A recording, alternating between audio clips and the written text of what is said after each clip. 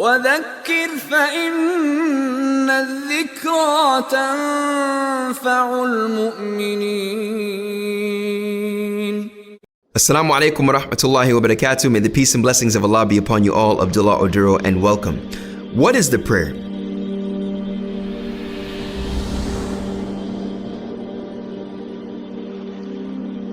Many of us know prayer to be a means of tuning out to talk to God or to supplicate or invocate. And that's exactly what it means linguistically. You see the word Arabic salah, which means prayer. In particular, we're talking about the 5 daily prayers, but generically, prayer means to call or to supplicate. It also has a linguistic connection with establishing a sulah or a connection. So you call on, you invocate and supplicate to God, further establishing, then strengthening that connection with Him. And the wisdom of the 5 prayers, which we will talk about throughout the span of a day. We also see that the prayer is something that was ordered to the Prophet, peace and blessings be upon him. You see, Prophet Muhammad received the revelation at the age of 40.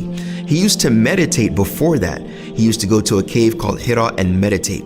And upon this, Allah subhanahu wa ta'ala, the exalted, sent the angel Gabriel to him at the age of 40 while he was meditating and praying to Allah alone. You see, he never was a polytheist, but he would pray to Allah alone. Upon this time, Allah sent the angel Gabriel to read to him the chapter in the Qur'an called Iqra, which is called read.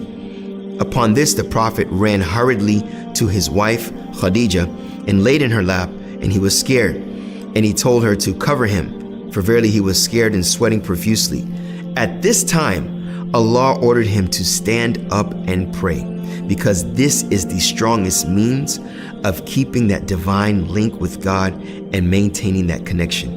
Just as it is and was for the Prophet Muhammad sallallahu alaihi wasallam, peace and blessings be upon him, this is going to serve as the strongest means for your connection to God.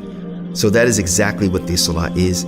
It is establishing a connection with God through invocating and supplicating by reciting the Qur'an and asking Him for whatever you need in this life and in the next. May Allah make you of those that stay adherent to these 5 daily prayers, and make you of those that use this as a means of serenity and strengthening your relationship with your Creator.